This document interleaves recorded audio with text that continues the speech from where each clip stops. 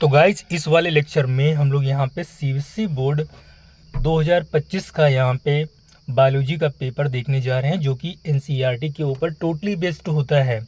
और मैं आपको नीट 25 में जो क्वेश्चंस आए थे उससे रिलेटेड मैं क्वेश्चन इस पेपर में दिखाऊंगा, और how CBSE board paper is so important for the NEET exam अभी आपको पता चल जाएगा। देखो, जैसे कि यहाँ पे ये डिकम्पोजिशन वाला क्वेश्चन है, और डिकम्पोजिशन से क्वेश्चन नीट 25 में रखा हुआ था। मेरा बस खाली यहाँ पे दिखाने का मकसद यहाँ पे सिर्फ इतना ही है कि आप चीज़ों को देख लो। डिकम्पोजिशन जो है आपका, ये इकोसिस्टम में एक टॉपिक दिया है, उसमें 5 सब प्रोसेस होती हैं, that is FLCHM: fragmentation, leaching, catabolism, humification, mineralisation. और इस वाले बार मिनरलाइजेशन से क्वेश्चन और फ्रेगमेंटेशन से मिला जुला क्वेश्चन नीट में पूछ लिया गया था।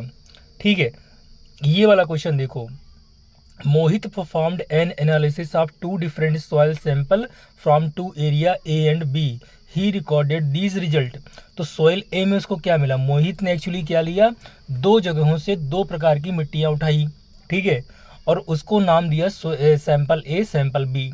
तो सैंपल ए जो था उसमें लिग्निन का मात्रा जो है वो 40% थी, शुगर की मात्रा 10% थी, काइटिन की मात्रा 45% थी, और नाइट्रोजन की मात्रा 5% थी। ठीक है, लिग्निन 5%, ये soil B, sugar 35%, chitin 15%, nitrogen 45%। अब क्वेश्चन उन्होंने पूछा क्या है? क्वेश्चन पूछा है which of these true about their rate of decomposition in the both soil. तो यहाँ पे इन्होंने ये पूछा है कि डिकम्पोजिशन किस सॉइल में सबसे ज़्यादा होगा। तो आप लोग जानते हैं कि decomposition is basically totally oxygen related process, मतलब एरोबिक प्रोसेस होती है। ठीक है, तो ऑक्सीजन की कंसंट्रेशन वहाँ ज़्यादा होनी चाहिए। इसके अलावा लिग्निन जो है वहाँ पे कम होना चाहिए। लिग्निन मतलब डेड सब्सटेंस। तो डेड सब्सटेंस अगर जो किसी सॉइल में होंगे तो उसका डिकम्पोजिशन रेट जो है वो स्लो पड़ जाएगा। ठीक है, दूसरी बात, नाइट्रोजन का लेवल और शुगर का लेवल भी वहाँ पे ठीक ठाक होना चाहिए। और तीसरा जो इम्पोर्टेंट पॉइंट लिखा है एनसीईआरटी में, वो लिखा है कि मॉइस्चर वहाँ पे ज़्यादा होना चाहिए, तभी डिकम्पोजिशन ज़्यादा होगा। तो इस हिसाब से हमारा जो सॉइल ए है उसमें डिकम्पोजिशन रेट जो है वो ज़्यादा होगा, मतलब soil A has faster rate of decomposition than soil B. ये क्वेश्चन देखो, sexual reproduction in flowering plant का ही क्वेश्चन है, और लाइंस उन्होंने उठा के रखा है, और बहुत इजी क्वेश्चन। तो ऐसे क्वेश्चन का नीट में अभी तक नहीं पूछे गए, लेकिन बहुत इजी है और आ भी सकता है। Diameter of the pollen grain क्या है? 25 से 50 माइक्रोमीटर, ऐसे डेटा वहाँ पे दिया है।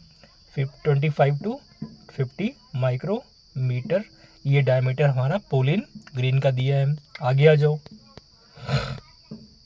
ये देखो, ये सेक्सुअल रिप्रोडक्शन इन ह्यूमन, यानी जो आपकी रिप्रोडक्शन यूनिट का दूसरा जो चैप्टर है वो वहाँ से क्वेश्चन है। Menstrual cycle in human female consist various event, select the option that indicate the correct sequence of these event. Menstrual cycle, तो सबसे पहले क्या होता है? मेंस्ट्रुअल फेज होता है, ब्लीडिंग फेज वही हो गया। देन हमारा फॉलिकुलर फेज हो गया, देन हमारा ओव्यूलेटरी फेज हो गया, और सबसे लास्ट में क्या होता है? ल्यूटियल फेज, जो कि सबसे लंबा फेज होता है, ल्यूटियल फेज। ठीक है, मेंस्ट्रुअल फेज में क्या होता है? आपका ब्लड निकलता है वेजाइना के थ्रू 3 to 5 डेज, ये भी पता होता है ना। एक बार नीट में क्वेश्चन पूछा गया कि करेक्ट सीक्वेंस आप बता दो। देन फॉलिकल का डेवलपमेंट होने लगता है, मतलब वही primary follicle, then secondary follicle, then tertiary follicle. और टर्सरी फॉलिकल जो है रप्चर होकर क्या बना देती है? 14th डे पे ओवुलेशन करवा देती है, जिससे हमारा एक सेकेंडरी oocyte बाहर निकल आता है, उसी को हम लोग ओवुलेशन करते हैं। और इस समय जो है हमारा LH सबसे पीक लेवल पे होता है, इसीलिए इसको हम लोग बोलते हैं LH सर्ज। और साथ में FSH भी पीक लेवल पे होता है, मतलब बढ़ा हुआ, पीक लेवल नहीं कह सकते लेकिन बढ़ा हुआ होता है। और साथ में एक ovarian hormone that is oestrogen, ये भी जो है अपने लेवल पे बढ़ा होता है। तो ये आराम से क्वेश्चन आप निकाल सकते हो। ठीक है, कैसे? Menstrual phase, follicular phase, ovulatory phase, then luteal phase. ठीक है, ये हो जाएगा। अब ये क्वेश्चन डायहिब्रिड क्लास का है, मेंडल वाली। तो इसमें जो रेशियो आता है कितना आता है? 9:3:3:1, ऐसे रेशियो करके आता है। तो आप आराम से निकाल सकते हो क्वेश्चन। इस बार नीट में क्वेश्चन इसी से रिलेटेड था गाइज, आप देखना नीट 25 में क्वेश्चन आपको मिला होगा इससे। ठीक है, ओके। ये देखो, RNA इंटरफेरेंस ये किस में होता है? ये पहली बात तो मैकेनिज्म होती है सेलुलर डिफेंस की, और present in all eukaryotic organism, सभी यूकैरियोटिक ऑर्गेनिज्म में ये मिलता है। और ये आपने देखा होगा tobacco plant resistance to nematode यानी मिलेडोगेनी इनकॉग्निटिया, और ये आपको मिलेगा बायोलॉजी वो बायोटेक्नोलॉजी एंड इट्स एप्लीकेशन वाले चैप्टर में आपको पूरा पूरा मिल जाएगा।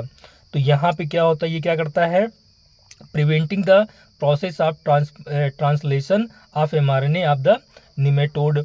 ठीक है, प्रिवेंटिंग द प्रोसेस ऑफ, देखो रेप्लिकेशन नहीं होगा, ट्रांसक्रिप्शन नहीं होगा, रेप्लिकेशन बस ट्रांसलेशन होगा, तो ऑब्वियस सी बात है आप इनको सबको यहीं से एलिमिनेट कर सकते हो। तो यहाँ पे preventing the process of translation, तो ये ट्रांसलेशन प्रोसेस मतलब प्रोटीन फॉर्मेशन को ये रोकता है bye formation double standard RNA. और ये क्वेश्चन आपको इस बार पूछा गया था। ये देखो, the sequence of nitrogenous base in the segment of coding stand of DNA is, यहाँ पे इतना दिया है, choose the option that so the correct sequence of nitrogen base in the mRNA transcribe by the DNA. तो actually में guys यहाँ पे coding दिया है, और कोडिंग में जहाँ पे आपको थाइमिन दिया है वहाँ आपको यूरेसिल रिप्लेस कर देना, बाकी सेम आपको रखना वहीं पे है। अब देखो यहाँ पे थाइमिन नंबर 3 पे दिया है तो यहाँ पे यूरेसिल हमने लगा दिया, बस हमारा आंसर आ गया।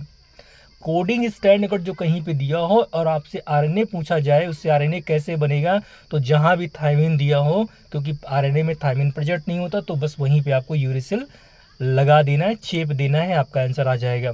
ठीक है, ये क्वेश्चन गाइज मैं नहीं बताऊंगा, बहुत इजी है, कलर ब्लाइंडनेस का क्वेश्चन है, आप आराम से कलर ब्लाइंडनेस को कर सकते हो। ये एक आपका सेक्स लिंक रेसेसिव डिजीज है, बहुत आसानी से क्वेश्चन आप इसका निकाल सकते हो, आंसर आप अटेम्प्ट करना है इसको।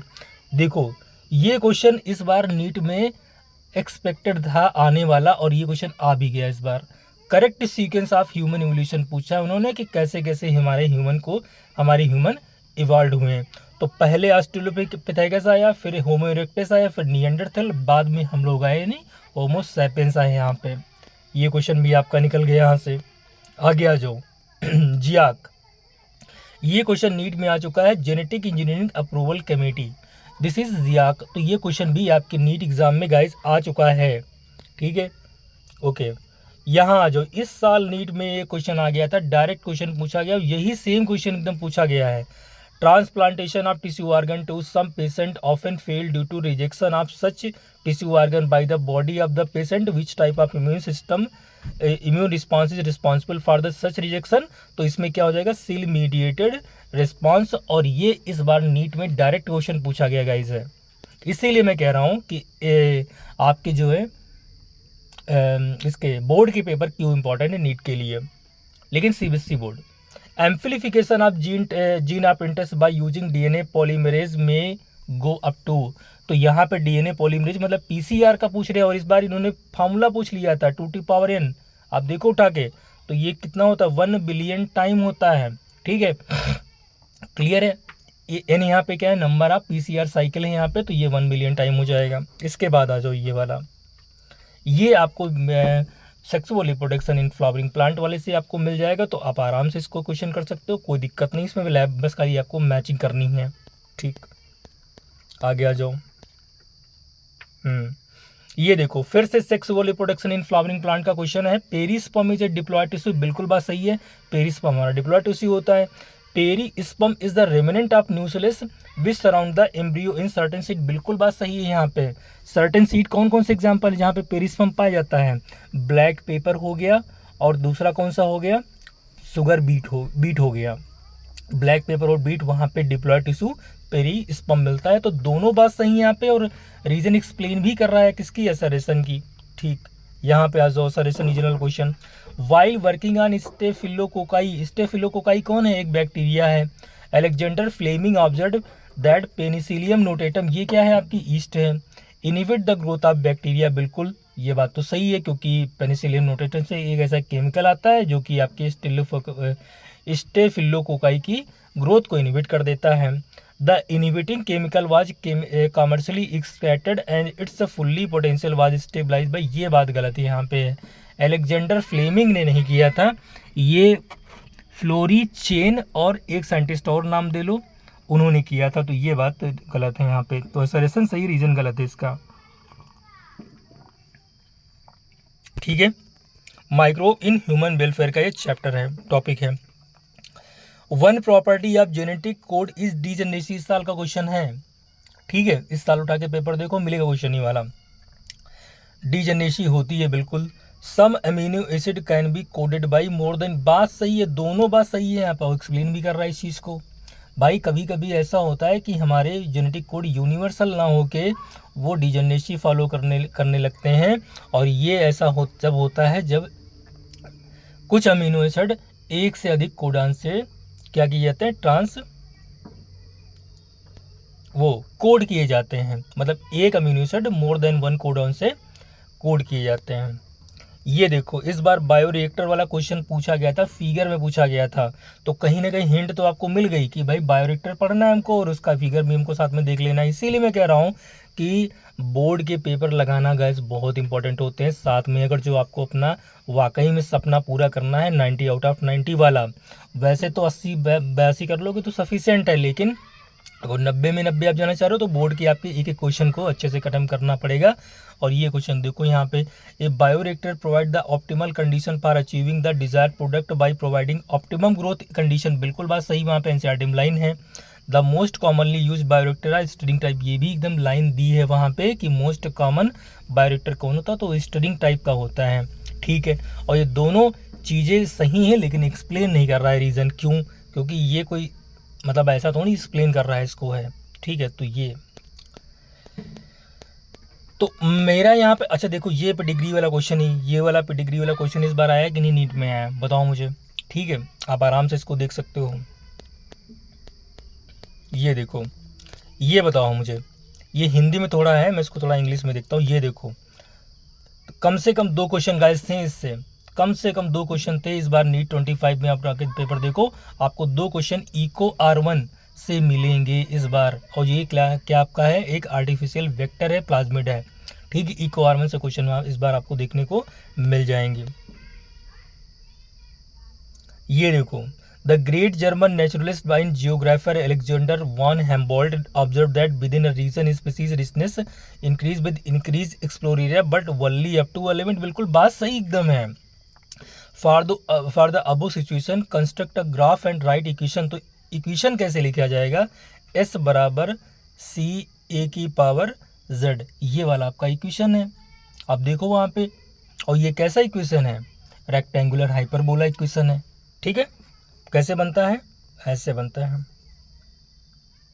नहीं ऐसे नहीं, एक मिनट, ऐसे बना है, S और A यहाँ पे ऐसे, मतलब यहाँ पे स्पीसीज रिचनेस और यहाँ पे एक्सप्लोर्ड एरिया, इसके बीच में ये रेक्टेंगुलर हाइपरबोला ग्राफ बना हुआ है। Also right the various value of Z regression coefficient, तो इसमें अगर जो कॉन्टिनेंट की बात करोगे तो वो 0.6 से 0.12 के बीच में है। इंटायर कॉन्टिनेंट मतलब एक लिमिटेड जियोग्राफिकल एरिया के बीच की बात करोगे तो 0.1 से 0.2 के बीच में है। 3 वैल्यू वहाँ पे दी है, एक बार आप चेक करके देख लेना आप लोग, ठीक है। इंपॉर्टेंट लेकिन क्वेश्चन है गाइस ये वाला। तो मेरा यहाँ पे मकसद क्या है, मेरा मकसद यहाँ बताने का बस खाली ये देखो, यहाँ पे डायरेक्ट क्वेश्चन अभी हम लोगों ने किया था, तो बिल्कुल देखो सेम क्वेश्चन वही पूछा है यहाँ पे। Study the graph given below for case 1 and case 2 showing different level of certain hormone and answer the question. तो यहाँ पे पीक बढ़ गई तो मतलब LH सर्ज हुआ, मतलब यहाँ पे LH का हार्मोन ओवुलेशन होने वाला है तो LH बढ़ गया यहाँ पे, है ना। तो ये हार्मोन पूछा कौन सा होगा, और ये वाला हार्मोन पूछा कौन सा होगा, तो आराम से बता सकते हो यहाँ पे कौन कौन से हार्मोन होंगे। देखो लिखा है which hormone is responsible for the peak observe in the case 1, तो क्या होगा, LH होगा, बताया था हमने। एंड केस 2 तो यहाँ पे क्या हो गया, FSH हो जाएगा, क्लियर, ये भी बताया था हमने। Right the one function of this hormone, तो LH का काम क्या होता है, ये हमारा फॉलिकल को मतलब जो हमारी टर्सरी फॉलिकल होता है उसमें से ये ओवुलेशन करवा देता है।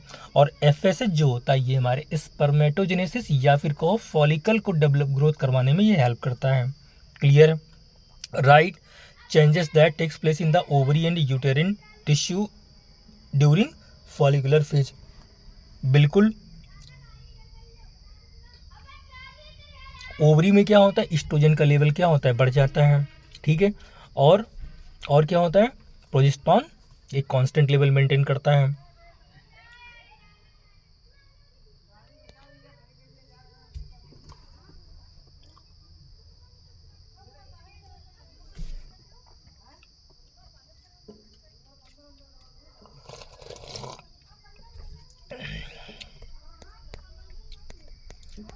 ये गाइस क्वेश्चन मेरा बस खाली यहाँ पे दिखाने का पर्पज ये है, ये देखो इस बार ये कॉमर्शियल प्रोडक्ट वाला क्वेश्चन जो आया था, कॉमर्शियल प्रोडक्ट वाला गाइस यहाँ पे जो क्वेश्चन आया है, ये देखो आप आराम से आप देख सकते हो, यही क्वेश्चन आपको नीट में देखने को मिल गया इस बार है। ठीक है, तो नीट में क्वेश्चन कहीं नए नहीं बनते हैं वो आसपास के आपके एरियाज से क्वेश्चन बनाते हैं। ठीक है, और कहोगे तो भाई मैं बोर्ड के सारे क्वेश्चन आपको करवा दूंगा यहाँ पे, ताकि आपको पूरा बेनिफिट हो जाए। ये देखो, where do transcription and translation occur in bacteria and the eukaryote. तो भाई ट्रांसक्रिप्शन और ट्रांसलेशन जो बैक्टीरिया में होता है वो सेम कंपार्टमेंट में होता है, दैट इज साइटोप्लाज्म। ठीक है, क्योंकि वहाँ पे अलग से कोई कंपार्टमेंटेशन नहीं होता, ये मॉलिक्यूलर बेसिस ऑफ इनहेरिटेंस की लाइन है। लेकिन यूकैरियोट की बात करें तो न्यूक्लियस में ट्रांसक्रिप्शन होता है और बाद में ट्रांसलेशन कहाँ होता है, साइटोप्लाज्म में होता है। ये बात एनसीईआरटी ने साफ साफ लिखी हुई है। क्लियर है, इस टाइप के क्वेश्चन आपको देखने को मिल जाएंगे। देन यहाँ पे आप ये देखो, ये सेकेंडरी ऊसाइड का इन्होंने फिगर दिखाया है, तो इसमें से पूछा आपसे, आप आराम से इसको क्वेश्चन को अटेम्प्ट करना। ठीक है, बहुत इजी क्वेश्चन है, बहुत टफ क्वेश्चन है गज नहीं है। लेकिन हाँ, ये क्वेश्चन मेरा दिखाने का मेन पर्पज़ यही बस खाली कि ये क्वेश्चन आपके नीट एग्ज़ाम में, इसमें से बहुत सारे क्वेश्चन आपको डायरेक्टली मिल रहे हैं 25 में, जो कि आपको लगा कि एकदम नया क्वेश्चन है। ठीक है, नया क्वेश्चन कोई नहीं, मैं आपको अपने चैनल पे ऐसे क्वेश्चंस करवाता रहूँगा। तो ठीक है, फिर मिलते हैं एक नए टॉपिक के साथ में, दैट इज़ बायोलॉजिकल क्लासिफिकेशन। ठीक है, उसकी हमने समरी करवा दी है, आप देखिए आराम से उसको। इसके बाद में फिर चैप्टर को स्टार्ट करते हैं। तो मिलते हैं फिर नए लेक्चर के साथ, तब तक के लिए बाय।